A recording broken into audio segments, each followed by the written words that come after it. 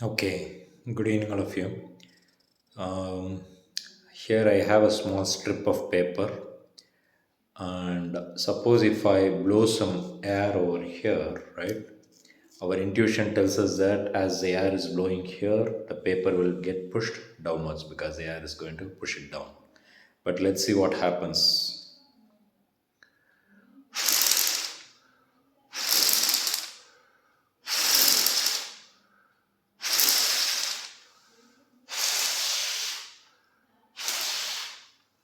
So you see, as I blow the air here, right?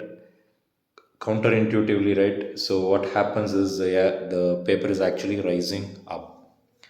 So if you think about it, right, why it is happening, it is basically Bernoulli's theorem. So what happens is as I blow the air over here, right, the velocity of the air is increasing, which means the pressure will decrease according to Bernoulli's theorem.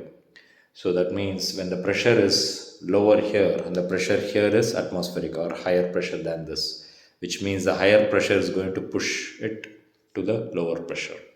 And this is what is making the paper to rise up. So this is a very nice simple demonstration for Bernoulli's theorem, right? So you can understand this, like airfoil, even the airplanes are lifted by this, the lift force is given by this kind of a mechanism. So to make you understand the, um, let's see how I can show this. Let's see.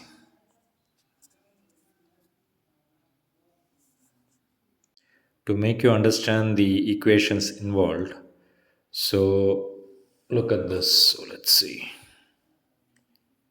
So this is the Bernoulli's equation, right? So for a minute, if I ignore the height, assuming that the height is same, you will get only the pressure and the velocity terms. So you see, when the pressure increases, the velocity should decrease because this side it is a constant. So you can write it for two different locations like this, P1 and P2 and V1 and V2. So the P1 minus P2 will give me the delta P. So the delta P is what is going to create the force. Okay. And this can be, as I said, this can be applied in your, airplane problems.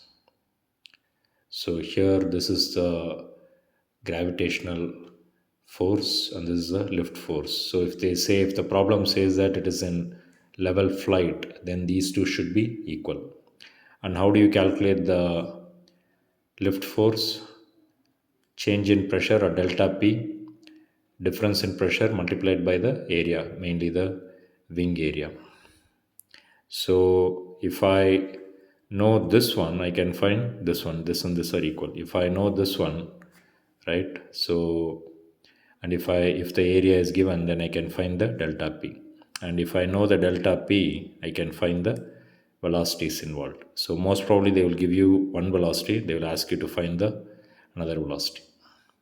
Okay, thank you.